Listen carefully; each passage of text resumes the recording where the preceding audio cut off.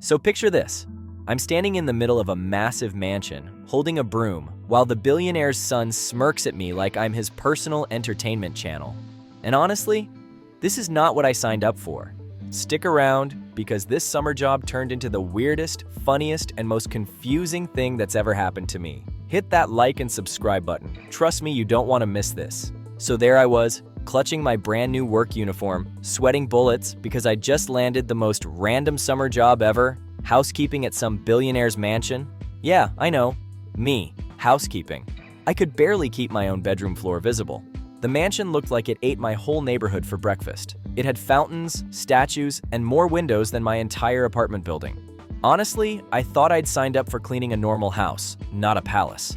The moment I stepped in, I tripped over the world's fluffiest carpet and almost face-planted into a vase that probably cost more than my kidney. Smooth start, huh? Enter the guy who would make my entire summer, Cameron. He was leaning against the staircase like he was in some fashion magazine ad. Blonde hair, blue eyes, smirk so cocky it could fuel a small city. "You must be the new cleaner?" he asked, dragging out the word like I was some kind of alien specimen. Yeah," I muttered. "I'm Drew. Your new broom guy?" Why did I say that? Who introduces themselves as a broom guy? Cameron laughed so hard, I swear I heard the chandelier shake. "Broom guy, that's adorable," he said. Adorable. Excuse me? I didn't sign up for this level of public roasting. I thought that was the end of it, but nope. Cameron kept following me around like a cat who found a shiny toy, and unfortunately, the shiny toy was me. I tried dusting the massive library, but Cameron sat on the desk and watched me.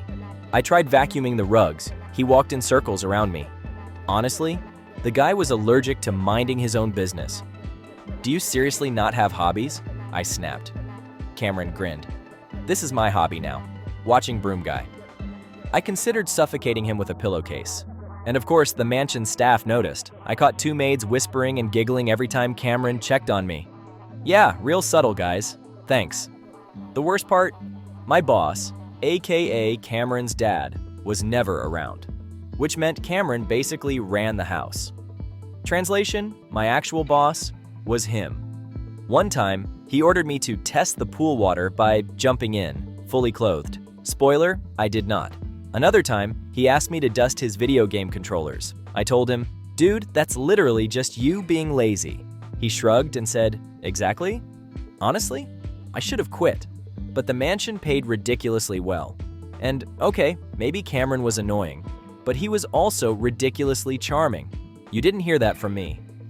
One evening, I caught him sneaking cookies from the kitchen. He froze, crumbs all over his lips. I burst out laughing, and for the first time, he looked kinda embarrassed. "Don't tell anyone," he whispered dramatically. "The staff thinks I only eat caviar." Yeah, this guy was basically a rich golden retriever with secrets. The more I worked, the weirder it got. Because somewhere between scrubbing gold-plated sinks and dodging Cameron's pranks, I realized he was actually kind of fun to be around. And then came the day Cameron asked, "So, what's it like having me stare at you all day?" He said it like it was the most normal question ever. My brain just went blank. I tried to respond, but ended up squeaking, fine? Totally fine." Like some broken squeaky toy. Cameron grinned like he'd just won a prize. That night, I couldn't stop thinking about it. Why did it feel like he wasn't just teasing me anymore? Why did it feel personal? And I didn't know it yet, but that was just the beginning. Because Cameron was about to push me into a situation I'd never see coming. The next morning, I walked into the dining hall only to find Cameron lounging at the head of the table like he was some kind of prince. Except instead of breakfast, he had 3 boxes of pizza. At 9 a.m. "Breakfast of champions," he said, tossing me a slice. I stared at it like it was radioactive. Billionaire kitchens, and this is what he eats? When I didn't eat it, Cameron leaned closer. "What's wrong? Scared of carbs?" His grin was infuriating, so I shoved the slice right into his mouth. Nailed it. He choked, then laughed so hard I thought he'd fall off his chair. "Broom guy's got a backbone. I like it." Why did my stomach do a weird flip at that? Later that day, he insisted on giving me a grand tour of the mansion. Spoiler, He didn't show me the art collection or the ballroom. Nope. He showed me his pet iguana named Gerald. Priorities. "He bites sometimes," Cameron said casually, as Gerald climbed toward my shoulder. I froze like a malfunctioning robot. I'm telling you, billionaires live on another planet. After surviving Gerald the iguana, Cameron dragged me to the game room. He challenged me to Mario Kart. Big mistake. I destroyed him. He demanded a rematch, then another, then another. By the 5th round, I'd renamed him Crash and Burn Cameron. He hated it, which is exactly why I kept saying it. At one point, he slammed his controller down and pointed at me. "Admit it, you like hanging out with me?" I rolled my eyes. Sure, about as much as I like mopping floors. But the truth was, he wasn't wrong. I did kinda like hanging out with him. He was chaos. Rich, shiny chaos. And somehow, that was addictive. One evening, I found him sitting by the pool alone, looking different. Not smirky, not cocky, just quiet. For some reason, that made my chest feel heavy. I sat down beside him, and for a moment, neither of us spoke. And hey, if you're still watching this, you have to stick around. Smash that like and subscribe button, because what Cameron confessed next changed everything. Seriously, don't miss this.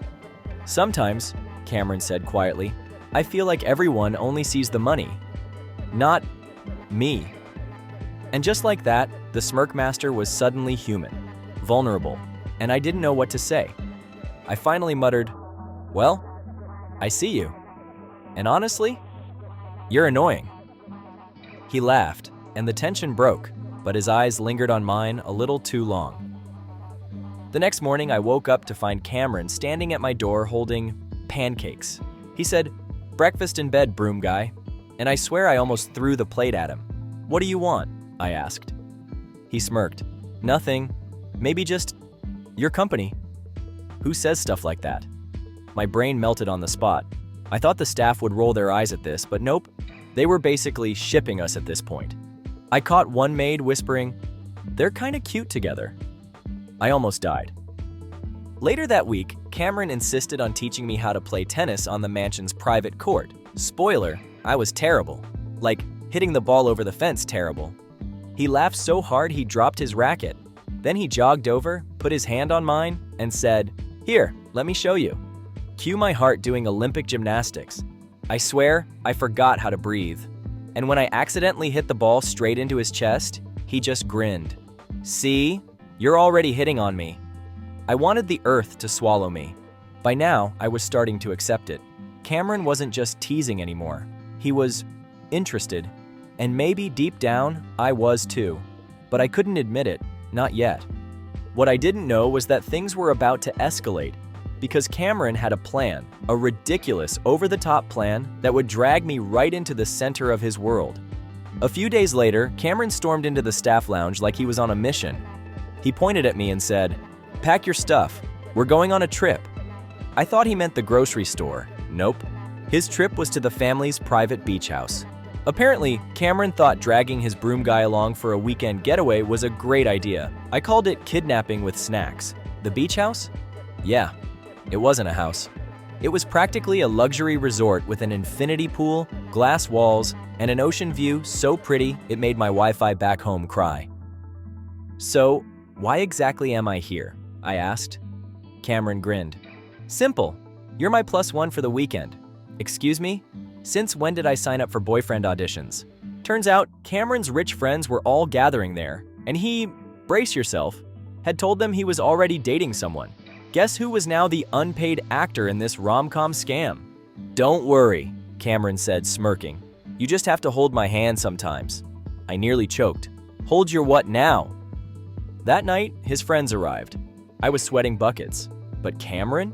He slid his arm around me like it was the most natural thing in the world. My brain? Blue screen of death.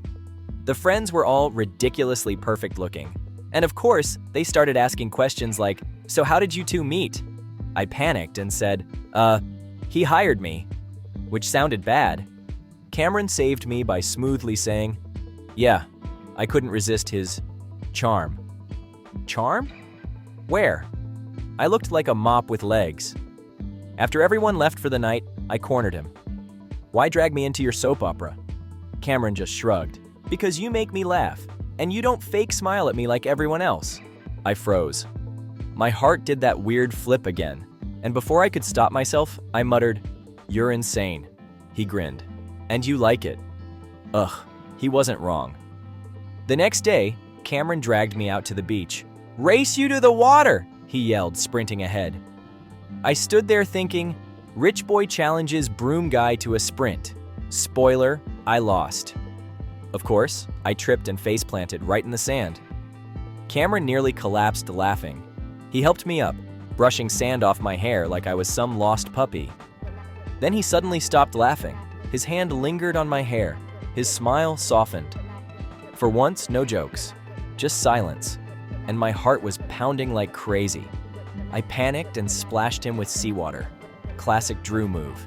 He gasped dramatically like I'd just ruined his $500 shirt, which maybe I did.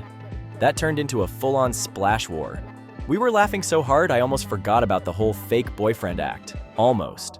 Later that night, we sat by a bonfire with his friends. Cameron's hand found mine under the blanket. I froze, but I didn't pull away, and for a second, I wondered if this was still fake, because it didn't feel fake anymore. Not at all. When we got back to the mansion, everything felt different. I couldn't mop a floor without Cameron hovering, grinning at me like I was his favorite TV show. One evening, he just came out and said it. "Drew, I like you."